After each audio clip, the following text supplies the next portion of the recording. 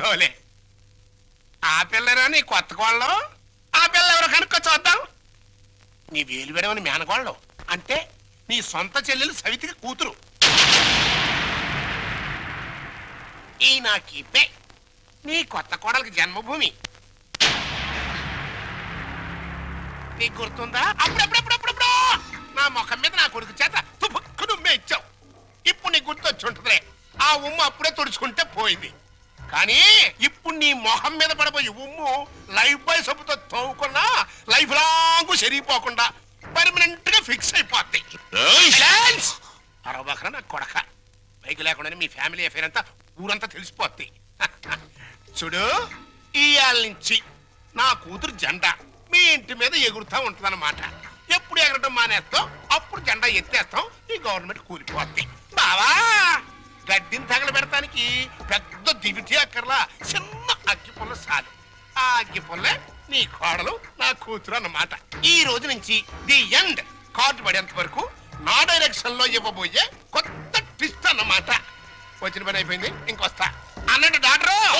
నా son in లాని లాక్రమే ఆశీర్వాదం తీసుకుని కానీ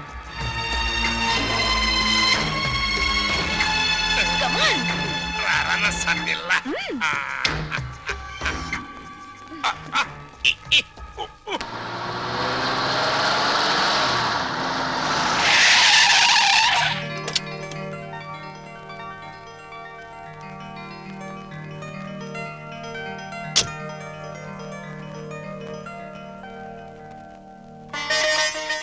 మరి నా ఆడపడుచు లాంఛనమో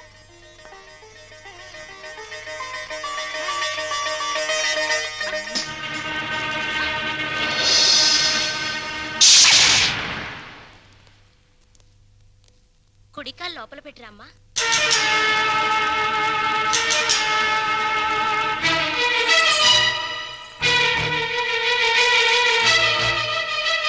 కాదు, కుడికాలు. కీప్ లెఫ్ట్ అన్నారు పోలీసోళ్ళు. అవునవును, కీపు ఎప్పుడు లెఫ్టే, వైఫే రైటు. ఈ జ్ఞానం ఎప్పుడు వస్తుందో. అత్తా మామూలుకి నమస్కరించమ్మా.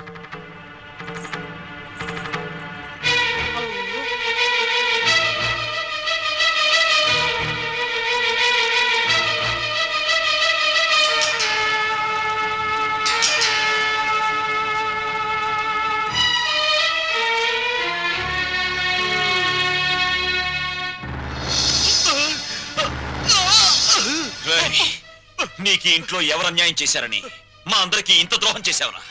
రాణి ఎవరో ముందు నాకు తెలీదు. తెలిసిన తర్వాత ఆ అమ్మాయి లేకుండా నేను బతకలేని తెలిసింది.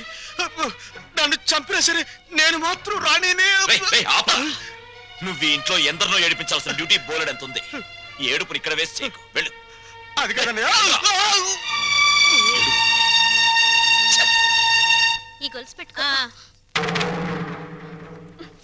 ఎలాగో గదిలోకి వెళ్ళగానే విప్పదీసేదేగా, అంత మాత్రానికి ఇంత బరువు పట్టుచరు ఎందుకండి? ఏ శుభకార్యమైనా సాంప్రదాయ సిద్ధంగా జరిగితే అది మాకు ముందే జరిగిపోయిందిగా. గడ్డిని తగలబెడటానికి పెద్ద దివిటి అక్కర్లా, చిన్న అగ్గి పుల్ల చాలు. ఆ అగ్గి పుల్లే నీ కోడలు నా కూతురు అన్నమాట.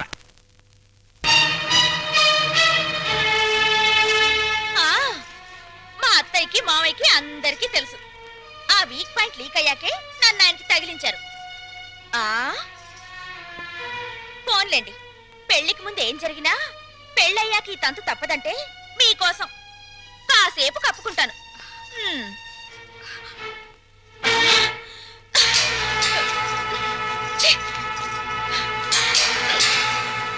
మీరందరూ పోండి.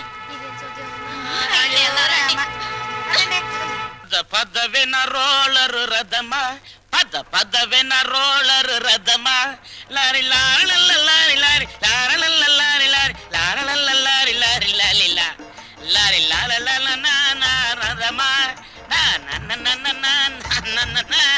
ఏమండి, పెళ్లి నాటికైనా చేరతావా దీంట్లో? పెళ్లికెళ్తూ కూడా ఈ రోలర్ మీద ఏంటి నాన్న? ఎంచక్క కారులో వెళ్ళొచ్చు కదా. ఓరి యదవా, ఇది అచ్చొచ్చిన రోలరు. 30 ఏళ్ల క్రితం మీ అమ్మని తగిలించుకోవడానికి విజయవాడ నుండి శ్రీకాకుళం వరకు ఈ రోలర్ మీదే వెళ్ళానురా. వచ్చారులేండి, ముహూర్తం అయిపోయిన 3 నెలలకు వచ్చారు. ఆ ముహూర్తానికి మా అక్కకు పెళ్లి అయిపోయి నేను బుక్ అయిపోయాను. సెటప్ అయిపో. నన్నేమనంటే అప్పుడైపోతావే. ఎవరనుకుంటున్నావే? జై కామరాజు వడయార్ అంటే మైసూర్ రాజేష్ ఆఖరి వంశం అన్నమాట. ఓహో. ఆ తాతలంతా ఏనుగులు ఎక్కారే, ఏనుగులు అయితే మేత బొక్కని, ఏనుగుల మేసిన నీ రోలర్ మెయింటైన్ చేస్తున్నాను. పిచ్చిదానా. పద పద వెన్న రోలర్ రథ.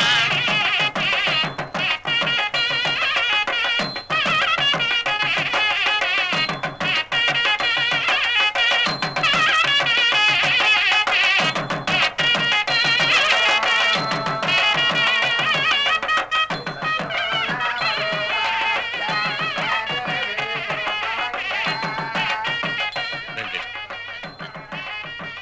ఇలా కూర్చోండి. ఎక్స్క్యూజ్ మీ, ఒక్క నిమిషం. నమస్కారం. నమస్కారం, కూర్చోండి. బాగున్నారా? 1,00,000. 2 లక్షలు. ఆ, బాబు, ఆ, నువ్వు వెళ్ళి పని చూసుకో. ఆ.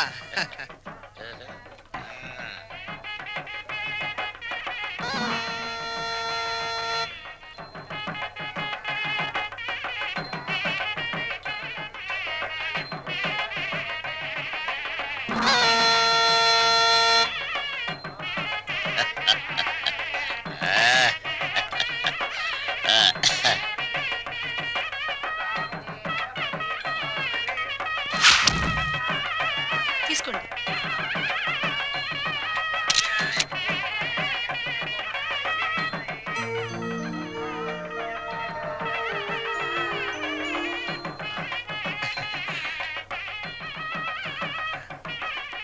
అమ్మా, ఒక్కసారి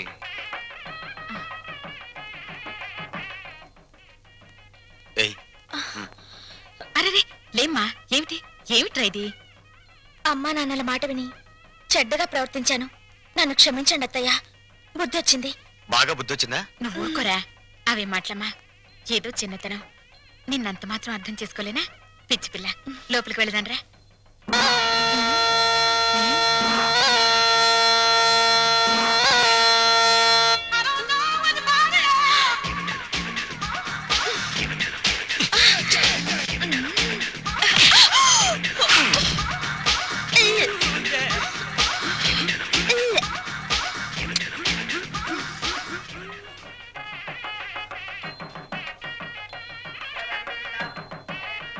అత్తయ్య, ఏంటి ఏమైందమ్మా? తప్పుల మీద తప్పులు చేసి మావయ్య గారి మొహం చూడాలంటేనే నాకు తల తీసేసినట్టుంది. రాణి, నాకు రంగ అసలు వరుస కన్నయ్య, మరో వరుసకి బావా. ఇప్పుడు ఆయన ఏమని పిలవాలి? రంగాని పిలువమ్మా. ఆహా.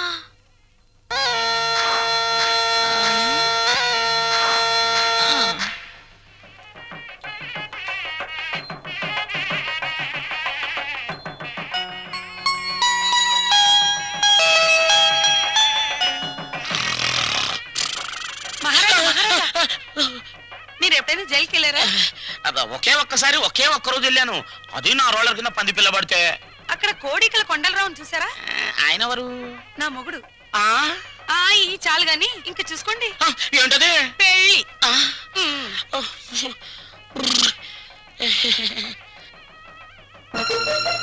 అత్తయ్య, మళ్ళీ ఏమిటమ్మా? అందరూ నా వంక మీ అబ్బాయి వంక చాలా హీనంగా చూస్తున్నారు. పరువు గల ఈ కుటుంబ గౌరవం నిలబెట్టడం కోసం మేమిద్దరం ఎటైనా వెళ్ళిపోయి బ్రతకాలనుకుంటున్నాం. అయ్యో, ఇంత చిన్న విషయానికని ఎక్కడికో పోవడం ఎందుకమ్మా? మీ మావయ్య గారితో చెప్పి డబ్బుకి ఏర్పాటు చేస్తాను, ఏదో వ్యాపారం చేసుకోండి. ఉమ్మడాస్తితో వ్యాపారం చేసి రేపు పొద్దున దివాళా తీస్తే ఆ భారం మొత్తం కుటుంబం మీద పడుతుంది. అందుకని ఇద్దరి కొడుకులకి చెందవలసిన ఆస్తి ఎవరిది వారికి పనిచేస్తే మీకే బాధరబందీ ఉండదు. దీన్ని తగల పెడతానికి పెద్ద దివిటి అక్కర్లా, చిన్న అగ్గి పుల్ల చాలు. ఆ అగ్గి పుల్లే నీ కోడలు, నా కూతురు అన్నమాట. కాదత్తయ్యా.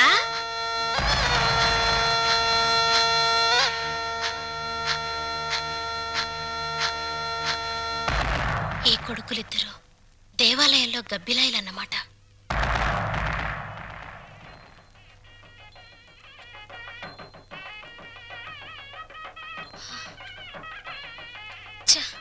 అమ్మా, ఈ ఇంట్లో అన్ని అన్యాయాలు జరుగుతున్నాయి నాన్న. ఏమైందమ్మా? మా మరిది ఆస్తిలో వాటా కోసం ఏవేవో ఎత్తులు వేస్తున్నాడు. ఈయన వరుస కూడా పంపకం మీదనే ఉంది. అంతేనమ్మా, తల్లిదండ్రులు చూసేది పిల్లల పెంపకం, పిల్లలు చూసేది ఆస్తుల పంపకం. ఛ, మా మరిది చాప కింద నీరైతే ఈయన జేబులో తేల్లా కనిపిస్తున్నారు.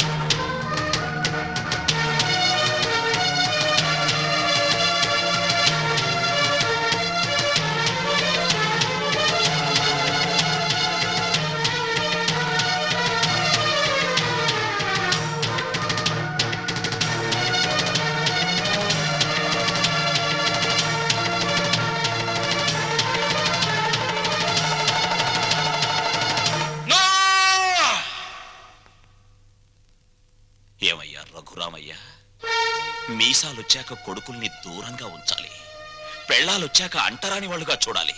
అది చేతకాక నా కొడుకులు, నా బిడ్డలు, నా సంతానం అని పట్టు కూర్చుంటే వాళ్ళు మాత్రం ఎంతకాలం ఊరుకోగలరయ్యా? పాపం అమాయకులు కాబట్టి, పెళ్ళాల పైట చెంగుల్ని పాము పడగలడుకుని భయపడే పసిపిల్లలు కాబట్టి ఇన్నాళ్ళు ఆగారు. ఇప్పుడు అడుగుతున్నారు. అడిగితే కాదనడానికి నువ్వెవరివయ్యా? పంచు ఆస్తుల్ని. రంగా, నువ్వు కూడా. పెద్దోడు చిన్నోడు చెప్పిందే కరెక్ట్ అంటున్నాను. చెప్పింది చేసి నీ పెద్దరికం కాపాడుకో. రే రంగా, నువ్వు వాడితో చేరి నన్ను వెన్నుపోటు పొడుస్తావురా? పెద్ద వాళ్ళకే తప్పట్లేదు వెన్నుపోట్లు, నువ్వెంత? ఇప్పుడు నువ్వు ఆస్తి పంచకపోతే రేపు నీ కొడుకుల మాటల పోట్లు, కోడల చేతి పోట్లు, కోర్టుల నోటీస్ పోట్లు అన్ని పోట్లే, జాగ్రత్త. రంగా, ఒకటిగా కలుసున్నప్పుడు ఆస్తి పంపకాలు ఎందుకురా?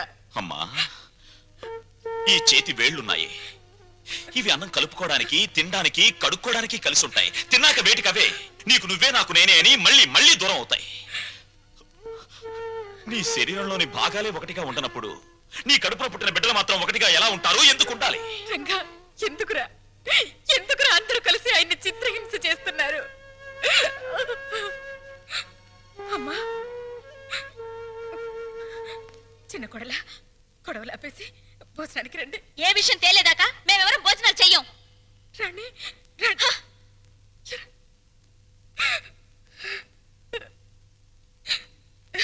ఏమండి, ఎందుకండి ఈ పట్టుదలలు? వాళ్ళు చెప్పినట్టు చెయ్యండి, ఆస్తి పని చెయ్యండి. పెళ్ళా మాటలు వినడానికి నేను నీ కొడుకులా చావటాను. కానీ ఏమండి, వాళ్ళ మాట వినండి. మనకు పెళ్ళయ్యాక నేను అడిగి మొదటి కోరిక, చివరి కోరిక ఇదేనండి. ఆస్తి పంచలేదన్న కోపంతో రేపు నేను చచ్చాక నాకు తలకొరవ పెట్టకపోతే అది ఎంత బాధో ఆలోచించండి. వాళ్ళు మనిషిని, నువ్వు మనసుని చంపుతున్నారు. వద్దు, నాకు ఈ దరిద్రం వద్దు. అందరూ వినండి, నేను నా ఆస్తిని నా కొడుకులకి పంచుతున్నాను. నిజానికి నా ఆస్తిని 3 భాగాలు చేయాలి.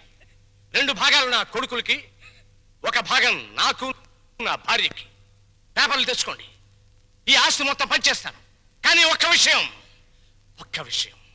నా భాగం కూడా నా కొడుకులిద్దరికి దానం చేస్తున్నాను. ఎందుకో తెలుసా? వాళ్ళు ఆస్తి లేకపోతే బతకలేని చవటలు గనక. నాన్న, మీ భాగం పంచడానికి వీల్లేదు. అది నా ఇష్టం రా. ఆవేశంలో తొందరపడుతున్నావు. బతికున్నంత కాలం బిడ్డలపై ఆధారపడి ఉండాలి. కాకి ఎంగిలి విసురుతారు, కుక్క కన్నం పెడతారు గాని ఆస్తి లేని తల్లిదండ్రులకు ఖాళీ కంచ కూడా వాసం చూపించరు. ఏరా, ఇప్పుడు నీతులు చెప్తున్నావా? ఇందాక నాకు, ఇప్పుడు నా కొడుకులకి వెన్నుపోటు పొడుస్తున్నావా? రే, పంపకాలు పూర్తయ్యేదాకా నువ్వు లోపలికి వస్తే నువ్వు చంపుకు తినంత ఒట్టు. పో బయటికి పోరా.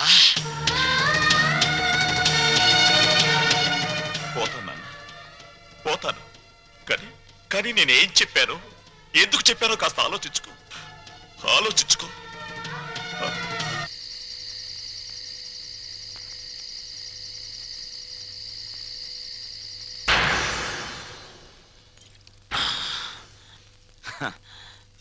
మందుకు పుట్టిన బిడ్డలు బ్రాండీ, విస్కీ, రమ్ము, జిన్ను, సారా, బీరు ఇవేవి తాగినా వచ్చేది ఒక్కటే, కిక్కు. నిషాలో, కిక్కులో, మత్తులో, తూలుడులో, పేలుడులో తేడాలు లేవు. కానీ ఒక్క తల్లి కడుపున పుట్టిన బిడ్డల్లో ఎందుకున్నాయి తేడాలు? ఎందుకొచ్చాయి తేడాలు? రఘురామయ్య ఇవన్నీ ఆలోచించాడా? నేను చెప్పిన చిప్పోని బయటికి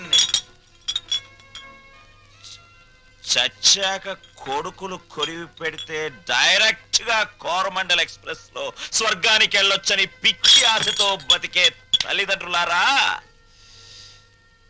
మీరు బతికున్నప్పుడు మీ కొడుకులు మిమ్మల్ని కాకుల కంటే హీనంగా చూస్తారు. మీరు చచ్చాక మీకు పెట్టిన పెండాలు తినమని అదే కాకుల్ని ఖావ్ ఖావ్ ఖావ్ అని పిలుస్తారు. ఖబర్దార్.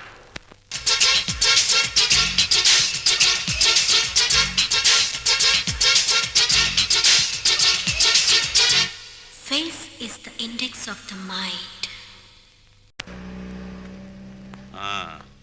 ఇంతకీ మీ ఆస్తుల పంపకం ఎలా జరిగింది?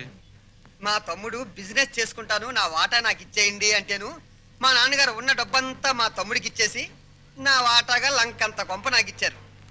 చేతిలో చిల్లు గవ్వ లేకుండా అంత పెద్ద కొంప నేనేం చేసుకుంటాను చెప్పండి. అందుకని మీరు మా నాన్నగారు నన్ను ఇల్లరకం పంపించమని అడిగారు కదా. అవును. మీరు ఓకే అన్నారంటే వెంటనే మీ ఇంటికి ఇల్లరకం అల్లుడి కింద వచ్చేస్తాను. అయితే నువ్వు ఇక్కడికి ఇల్లరికం వచ్చేస్తే మీ అమ్మ నాన్న ఆ ఇంట్లోనే ఉండిపోతారన్నమాట. అదెలా కుదురుతుందండి? ఆ ఇల్లు నా వాటాకు వచ్చింది, నా ఇష్టం. నేను ఎవరికైనా అద్దెకి ఇచ్చేసుకుంటాను. మా అమ్మా నాన్న వాళ్ళ దారిని వాళ్ళు పోతారు. డ్రైవర్ కారాపు దిగు, కారు దిగు.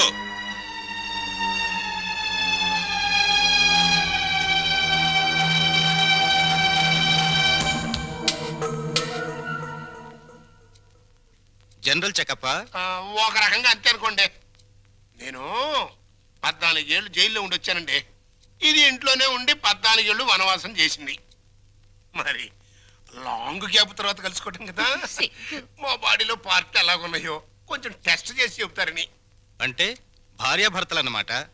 మీరు అలా డైరెక్ట్ గా అడిగారనుకోండి, నేను నో అని చెప్పాల్సి వస్తాయి. ఒక రకంగా అలాగే అన్ని టెస్టులు చేసేయండి. అయితే టెస్టులు ముందుగా ఎవరికి చేయాలి?